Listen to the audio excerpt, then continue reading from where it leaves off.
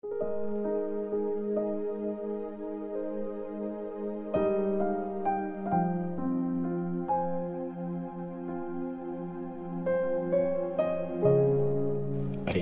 chapter 11. Ang kahariang mapayapa. May sisibol sa naputol na puno ni Jess, at isang sanga ang tutubo mula sa ugat nito. Ibibigay sa kanya ang espiritu ni Lord, ang espiritu ng karunungan at pangunawa, ang espiritu ng katalinuhan at kapangyarihan, ang espiritu ng kaalaman at takot kay Lord. Kasiyahan niya ang pagkakaroon ng takot kay Lord. Hindi siya magja-judge ayon sa nakikita ng mata niya o magdedesisyon dahil sa mga narinig niya. Matuwid niyang hahatulan ang mahihirap. Patas na desisyon ang gagawin niya para sa mga walang laban.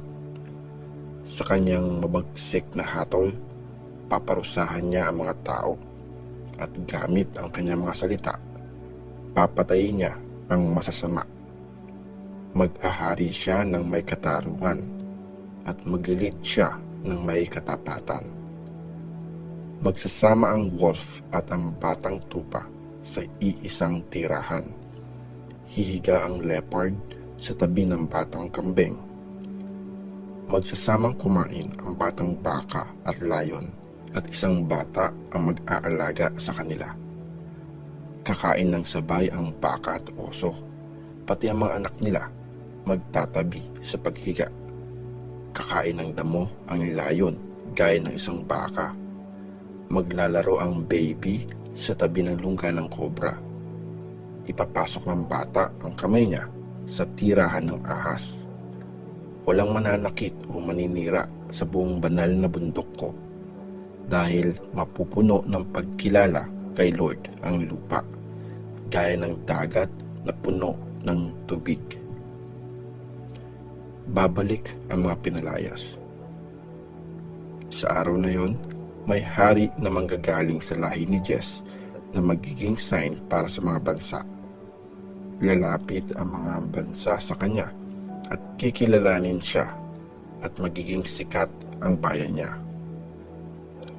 Sa araw na yon, gagamitin ulit ni Lord ang kapangyarihan niya para ibalik ang mga nag-survive sa bayan niya na galing Assyria, Egypt, Patros, Ethiopia, Elam, Babylonia at Hamath, pati na yung mga nasa tabing dagat. Magtataas siya ng bandila bilang signal para makita ng ibang mga bansa, at igagather niya ang mga pinagtapong taga-Israel, pati yung mga napalayas ng mga taga-Juda mula sa 4 na sulok ng mundo.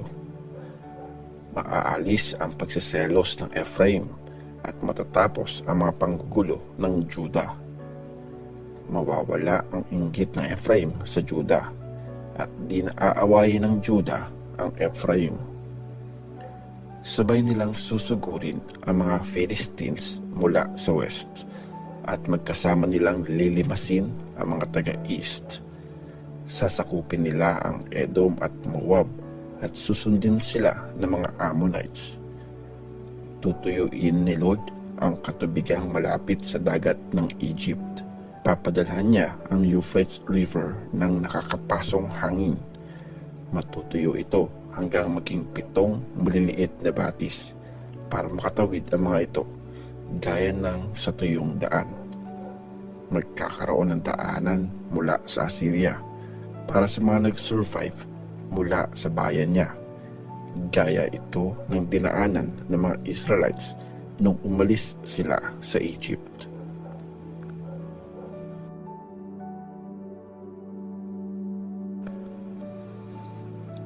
Isaiah chapter 12. Kanta ng pasasalamat. Sasabihin mo sa araw na yon, magte-thank you ako sa iyo, Lord, dahil kahit nagalit ka sa akin, nawala ang galit mo, at ikaw ang nag-comfort sa akin. Tingnan nyo, ang Diyos ang nagligtas sa akin. Magtitiwala ako at di matatakot, kasi Si Lord God ang lakas at ang kinakantahan ko ng papuri. Siya ang tagapagligtas ko, gaya ng pagbibigay ng saya ng tubig sa nauuhaw. Ganon din, magsasaya ang bayan ng Diyos pag niligtas niya sila. At sasabihin nyo sa araw na yon, mag-thank you kayo kay Lord. Tawagin nyo ang pangalan niya. I-declare nyo ang mga ginawa niya sa mga bansa. Ipaalala nyo sa kanila na dapat i-honor siya. Kumanta kayo ng mga papuri kay Lord, kasi ang galing ng mga ginawa niya. Ipaalam nyo ito sa buong mundo. Mga taga-Zion, sumigaw at kumanta ng may saya. Dahil makapangyarihan ang banal na Diyos ng Israel na inyong kasama.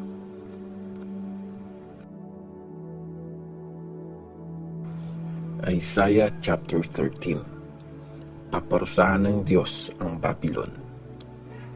Ito ang mensahe para sa Babylon na nakita ni Isaiah, anak ni Amos. Sa tuktok ng isang burol, magtaas ng bandila, sumigaw ng malakas, mag-signal sa kanila para pumasok sa mga gate na mga kilala at mayayamang tao. Ako mismo ang nag-utos sa mga pinili ko. Tinawag ko ang matatapang kong sundalo, mga warrior kong magigiting para iparanas nila ang galit ko. Pakinggan nyo, may ingay na nagagaling sa mga kabundukan, parang tunog ng napakadaming tao. Pakinggan nyo, nag-iingay ang mga kaharian, nagsama-sama ang mga bayan. Si Lord na makapangyarihan, hinahanda ang kanyang army para sa laban. Galing sila sa malayong lupain, mula sa dulo ng mundo. Si Lord at ang mga sundalong gagamitin niyang sandata para ipakita ang galit, para wasakin ang buong lupain. Umiyak kayo ng malakas dahil malapit na ang araw ni Lord. Darating ang araw na mangwawasak ang Diyos na makapangyarihan sa lahat. Kaya manghihina ang lahat ng kamay. Mawawala ng lakas ng loob ang bawat tao. At matatakot ang lahat.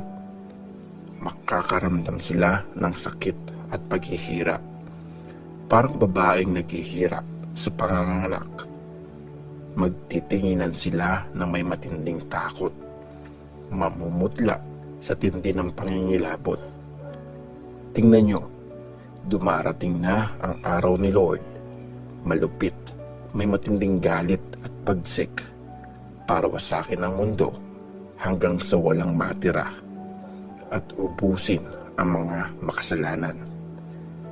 Lahat ng mga stars sa langit di na magniningning.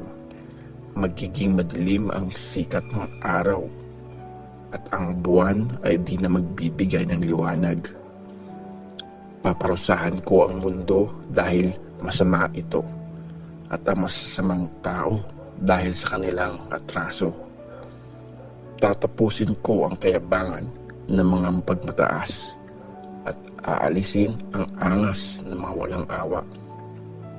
Mas konti pa sa pinong ginto ang mga matitirang tao. Mas mahirap hanapin kesa sa mga ginto ng Ophir.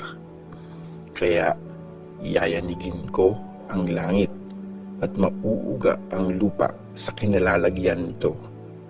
Sa matinding galit ni Lord na makapangyarihan, sa araw na siya ay galit na galit. At gaya ng isang usa na hinahabol o mga tupa na walang nag-aalaga, ganon din hihingi ng tulong sa kalahi ang bawat tao at tatakbo sa kanilang bayan. Kung sinong aabutan, masisibat. Sino mang mahuhuli, mamamatay sa espada. Makikita nilang dudurugin ang mga baby nila. Malilimas ang mga bahay at marirape ang mga asawang babae. Tingnan nyo, hinihimok ko ang Medes laban sa kanila. Di nasusuhulan ng mga yon ng silver o natutuwa sa gold. Papatayin sa mga pana ang mga kabataang lalaki. Wala silang awa sa mga bagong panganak na baby. Di nila kakaawaan ang mga bata. At ang Babylonia, pinakamaganda sa lahat ng kaharian, pinagmamalaki ng mga Kaldean, magiging parang Sodom at Gomora nung winasak sila ng Diyos. Wala nang maninirahan o titira doon sa habang panahon. Walang taong palipat-lipat ng tirahan ang magtatayo doon ng tent.